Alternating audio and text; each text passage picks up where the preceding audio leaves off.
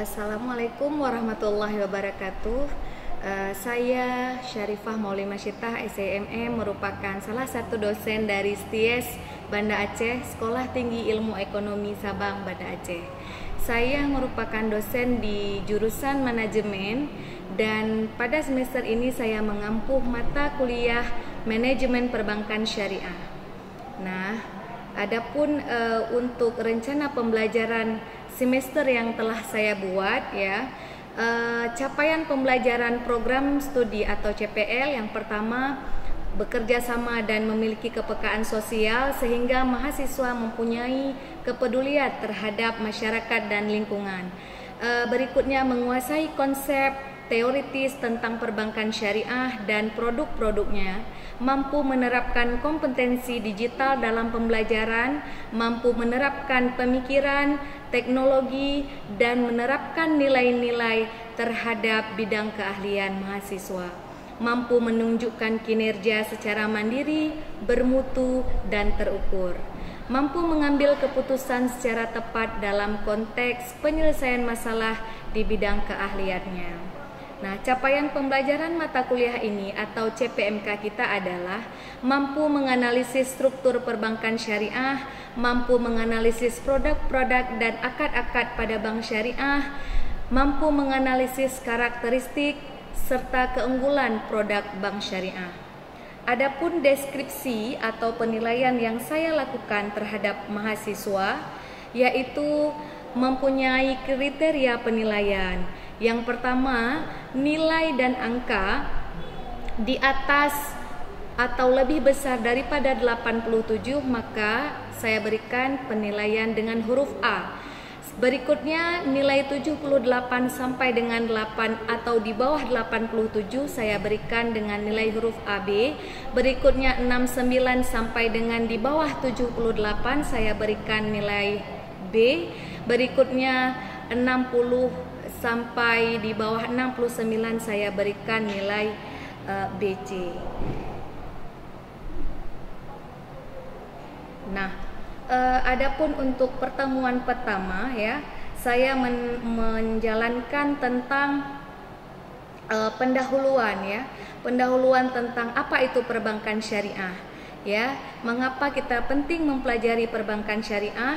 Setelah itu saya melakukan diskusi dan tanya jawab karena proses atau metode yang saya lakukan adalah problem based learning ya atau PBL. Nah, di mana mahasiswa bisa memecahkan masalah berdasarkan diskusi kelompok, berdasarkan studi-studi kasus dan berdasarkan pengamatan dia ketika dia melakukan aktivitas dan berkunjung pada bank-bank syariah yang ada di Banda Aceh.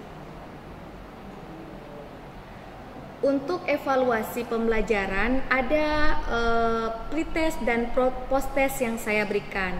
Nah, biasanya saya berikan itu di awal, kemudian saya berikan materi, kemudian saya berikan pretestnya. Nah, seperti itu. Ketika pertemuan 2 dan ketiga, saya akan memberikan kuis dan kuis itu didapatkan oleh mahasiswa yang hadir pada hari tersebut. Nah, untuk menunjang nilai mahasiswa berikutnya, saya akan memberikan tugas berdasarkan tugas mandiri ya, baik itu secara individu atau kelompok. Nah, seperti itu. Mereka akan melakukan tanya jawab dan diskusi dalam kelompoknya dan mereka akan melakukan pemecahan masalah. Nah, untuk item penilaian yang saya nilai itu ada sikap ya atau afektifnya, ada tugas, kuis, ada UTS secara kognitifnya ya, dan ada juga UAS atau ujian akhir semester, di mana masing-masing nilai tersebut mempunyai bobot sikap 10%, tugas 20%, kuis 20%, UTS 25%, dan UAS 25%, maka didapatkan hasil dan total 100%. Nah, untuk mekanisme pembelajaran yang saya lakukan dengan mahasiswa ada secara tatap muka dan ada juga secara online. Nah, berikut proses belajar mengajar yang saya lakukan.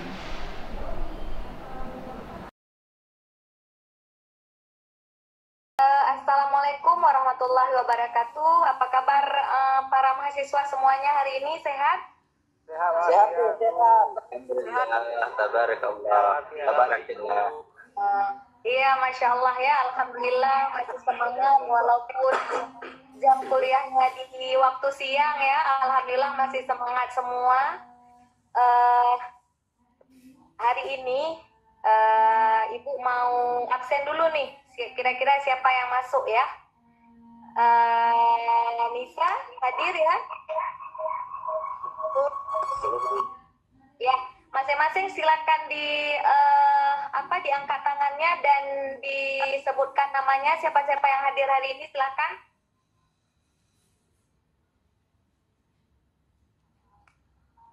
Assalamualaikum warahmatullahi wabarakatuh. Saya Sofiana Sila dari kelas C20. Iya, oke, berikutnya lanjut. Assalamualaikum warahmatullahi wabarakatuh. Saya Beldayati dari kelas C20. Oke, lanjut berikutnya. Assalamualaikum, saya Nisa Ulhanin dari kelas B20. Iya, lanjut. Ya, Nisa.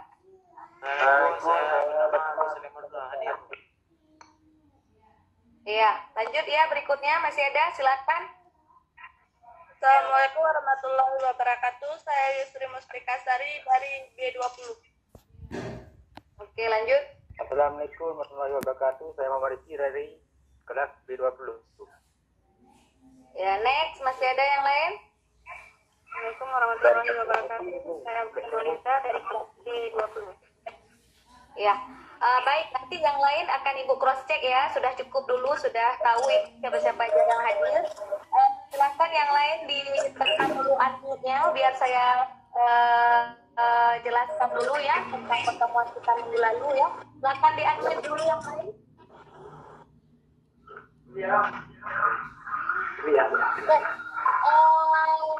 Hari ini adalah pertemuan kita keempat. Nah, sebelum Ibu menjelaskan tentang pertemuan kita hari ini, Ibu mau mereview dulu ya. Siapa yang masih ingat tentang pelajaran kita minggu lalu? Ayo, siapa yang masih ingat? Silahkan diangkat tangan, dijelaskan.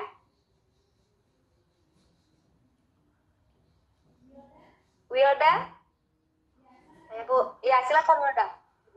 kemarin kita membahas tentang akad asalam yang dimana akad itu yang membahas tentang penitipan barang tapi biaya Bu. Satu lagi, ada mungkin selain Wilda? Pembahasan minggu lalu, Nisa?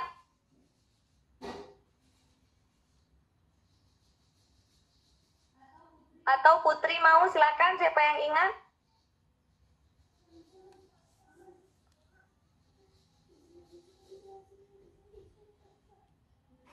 Putri?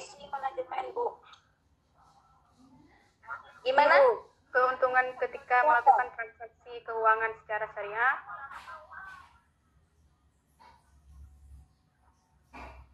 Keuntungannya terhindar dari riba.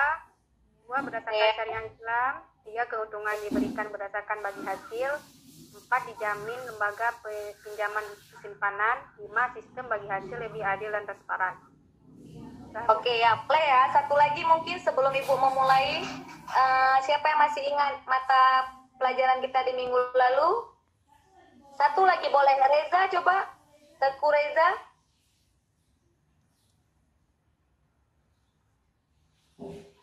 Ya, kita minggu kemarin kita membahas tentang bank syariah konvensional ya, Bu. Iya. Apa yang diingat Reza dari yang telah kita pelajari?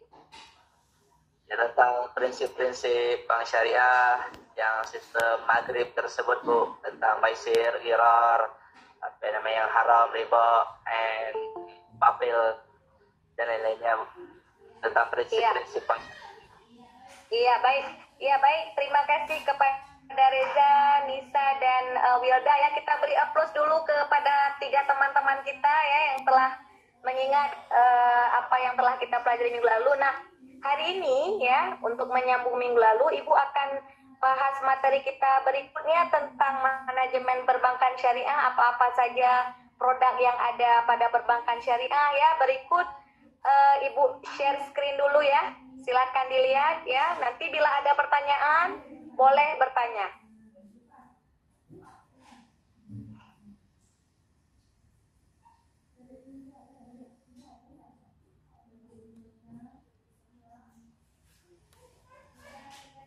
Sudah kelihatan? Share screen-nya sudah kelihatan? Belum, udah. Udah. Sudah ya? Oke. Oke, sudah ya. Ya. Untuk manajemen perbankan syariah ya, itu adalah seni atau ilmu yang mempelajari tentang bagaimana industri perbankan syariah ya hadir di Indonesia. Nah, adapun fungsi-fungsi bank itu adalah sebagai intermediasi atau perantara antara masyarakat yang SSU, surplus spending unit, dan masyarakat yang DSU. Mungkin ini masih ingat ya. Setelah itu untuk tujuan, untuk ciri-ciri ya itu sudah juga kita pelajari di minggu lalu ya. Oke, next. Oke, next lagi.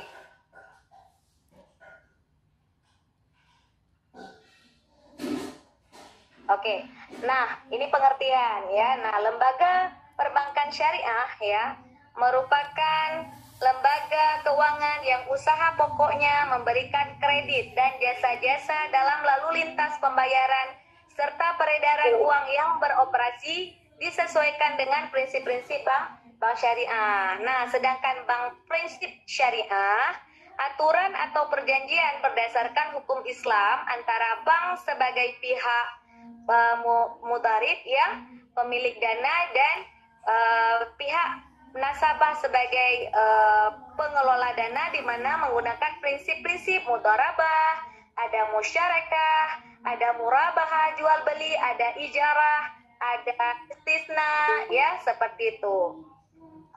Oke, next slide. Nah, kalau fungsi bank syariah, nah lebih kurang nih bagannya seperti ini ya.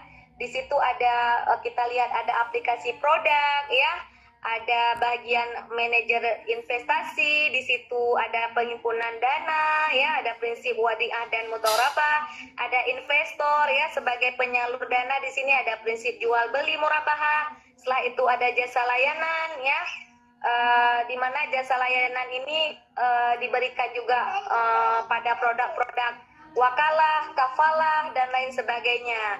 Selain itu di bank syariah juga ada fungsi sosial. Gimana fungsi sosial itu? Yang pertama, dananya itu ada dana kebijakan seperti penghimpunan dan penyaluran dana Qarful Hasan ya, penghimpunan dan penyaluran ZIS. Nah, ZIS itu sama seperti zakat, infak, sedekah. Nah, seperti itu. Ya. Oke, slide. Next slide.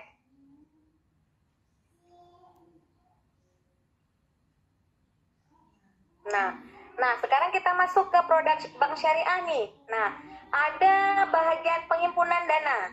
Nah, di mana sumber dana itu ya berasal dari nasabah, maka dititipkan dengan dua prinsip. Yang pertama wadiah adalah titipan murni. Setelah itu ada al-mudharabah, yaitu penyimpanan dana dengan tujuan untuk pembiayaan mudharabah atau ijarah. Nah, mudharabah di sini adalah bagi hasil. Nah, seperti itu. Ini untuk klasifikasi untuk penghimpunan dana. Oke, next, yang lain. Nah, setelah itu ya di bank syariah juga memberikan akad pelengkap. Nah, apa-apa saja sih akad pelengkapnya? Yang pertama al-hawalah, itu memindahkan hutang. Berikutnya ada arahan, ya, menahan harta bergerak sebagai jaminan atau gadai. Jika ada yang bertanya, boleh satu orang, silahkan.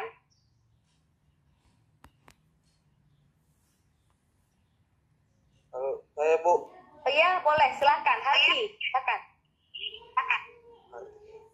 Rahmat Bu. Itu Bu Oh, Rahmat. iya, silakan Rahmat, silakan. Tentang saya kurang mengerti Bu tentang akad pelengkap itu Bu, mengenai al-qarat yang meminjamkan uang tanpa mengharapkan imbalan. Tolong jelaskan, Bu. Iya, baik. Untuk akad pelengkap di bank syariah itu hanya dipergunakan pada saat-saat tertentu. Mengapa? Karena orientasi dari sebuah perbankan adalah profit oriented.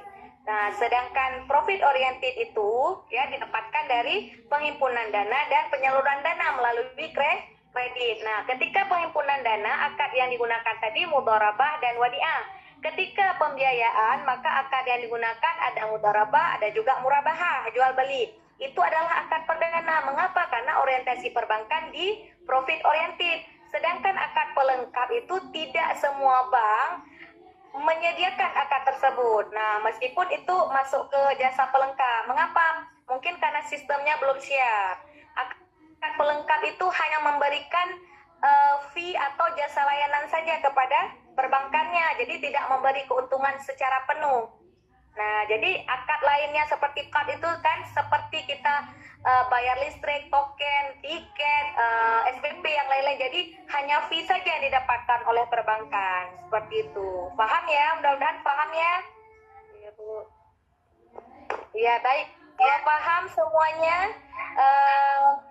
Ibu akan review dari pembicaraan kita hari ini. Maka produk-produk perbankan di bank itu ada 3, ada dari segi penghimpunan, ada segi penyaluran, dan ada segi dari pelengkap ya. Untuk akad-akadnya sudah Ibu jelaskan.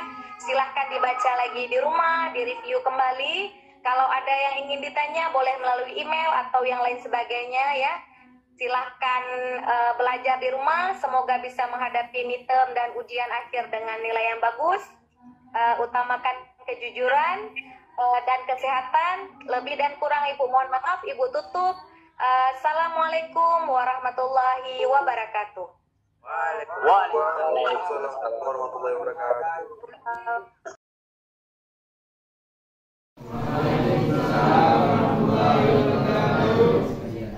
Ya, para mahasiswa semuanya ya, alhamdulillah di waktu siang ini masih berhadir di ruangan yang cukup nyaman ya untuk kita belajar tentang manajemen perbankan syariah. Nah, sebelumnya Ibu akan mengabsen dulu ya siapa-siapa yang hadir hari ini. Yang pertama, Abu Salim ada? Ada ya. Muhammad Rizki, Said Muhammad Yasin, Amrul, Rahmat Adiansyah, Rizwanti, Wahyu Saputra, Syarul, ada Adian Saputra, Kamarul Zaman. Oke. Nanti Ibu akan lanjutkan lagi ya untuk absennya. Sebelumnya Ibu mau menanyakan dulu apa yang teringat atau yang kalian ketahui tentang pelajaran atau bab minggu lalu. Ada yang diingat yang jilbab merah di belakang? Eza atau siapa yang lain? Silakan tunjuk tangan tentang mata pelajaran minggu lalu. Silakan. Ya, silakan Eza. Reza, silakan. Tentang apa kita belajar? Kita kemarin belajar tentang perbankan. Ya, apa yang kita belajar tentang perbankan? Tentang apa namanya fungsi perbankan sebagai penghubung dan perantara antara SSU atau surplus spending unit dan DSU deficit spending unit. Ya, oke, kita berikan applause ke Reza dulu, masih ingat dia tentang perbankan dulu. Satu lagi boleh dari perempuan. Siapa yang mau? Siapa yang mau?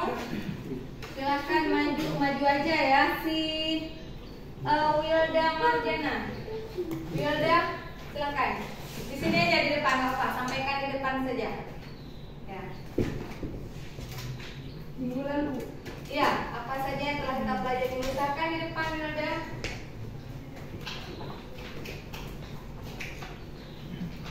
Ya. Minggu lalu pembahasan mengenai prinsip utama bank syariah, bank konvensional, produk bank syariah yang pernah dipakai, intermediasi prinsip syariah. Ya, produk apa yang pernah kamu pakai, Wilda, di bank syariah? apa nama tabungan syariah? Ya, tabungan. Ya, silakan. Oke, ya silakan kita beri cover kepada ya, berarti menurut Ibu kalian sudah paham ya tentang pertemuan minggu lalu. Maka hari ini kita akan masuk kepada akad-akad yang digunakan dalam produk perbankan syariah. Nah, pernah dengar akad wadiah? Mungkin pernah baca artikel atau lain pernah? Boleh tunjuk tangan satu orang. Apa sih wadiah itu? Akad apa dia? Atau pernah baca? Ya, silakan. Akad yang diwajibkan orang lain untuk memelihara harta tertentu dengan cara tertentu. Titipan saja dia. Ya, wadiah itu adalah Titipan. Nah, setelah itu ada akad mudharabah, yaitu bagi hasil. Setelah itu ada akad musyarakah. Apa musyarakah? Kongsi, ya. Ya, kongsi. Setelah itu ada akad apa lagi? Ada ijarah. Ijarah apa sih? Sewa, ya, akad sewa. Jadi kalau kita di kampung itu masih ada sawah, pemiliknya misalnya kakek kita, terus yang kelola itu tetangga kita, nanti hasil padi itu dibagi, ya, ada hasil sewanya nanti seperti itu. Upah bisa. Iya, upah juga bisa, ijarah, ya. Nah, dalam bentuk apa itu? Penghimpunan dana produknya. Kalau dalam bentuk penyaluran dana atau pembiayaan, ada juga akad yang digunakan. Ada akad murabahah, ada juga dalam bentuk jual beli, ya. Terus ada akad pelengkap lainnya, ada arsyad, ya, ada arhan, ya, pertukaran nilai valuta asing. Ya, boleh nggak jual beli nilai valuta asing atau mata uang yang berbeda? Boleh.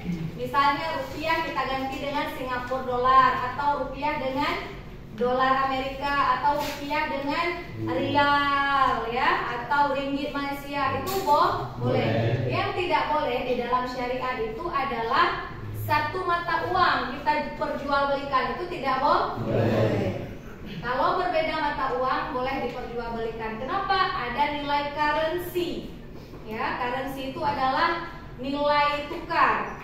Ya, ada sejumlah nominal yang menjadi pembanding. Nah, seperti itu. Ya, siapa di ruangan ini yang pernah tukar mata uang? Atau pernah pergi ke tempat money changer? Pernah nggak? Mungkin pernah disuruh oleh keluarga, orang tua yang mau naik haji, saya tukar rupiah ke rial. Ada? Belum? Atau rupiah dengan dolar Amerika, atau rupiah dengan rial, ya, atau ringgit Malaysia, itu boleh. Yang tidak boleh di dalam syariat itu adalah satu mata uang kita perjualbelikan, itu tidak boleh. Kalau berbeda mata uang boleh diperjualbelikan. Kenapa? Ada nilai currency. Ya, currency itu adalah nilai tukar. Ya, ada sejumlah nominal yang menjadi pembanding. Nah, seperti itu. Ya, siapa di ruangan ini yang pernah tukar mata uang? Atau pernah pergi ke tempat money changer? Pernah nggak? Mungkin pernah disuruh oleh keluarga, orang tua yang mau naik haji, saya tukar rupiah ke rial. Ada? Belum? Nah, kalau belum, tugasnya nanti main ke bank. Ya, ibu akan bagikan kelompok main ke bank. Datangi customer service, tanya produk-produk apa saja, bagaimana mekanismenya. Kalau kalian, saya bawa uang 50.000 uang rupiah, nanti bisa tukar dolar berapa, bisa tukar ringgit berapa, bisa tukar rial berapa. Seperti itu, ya. Ya, supaya apa? Mahasiswa tahu nih, ya, bagaimana sih sistem transaksi keuangan perbankan yang ada di sekitar kita, ya, terutama kita di Aceh. Ya, paham ya untuk tugasnya?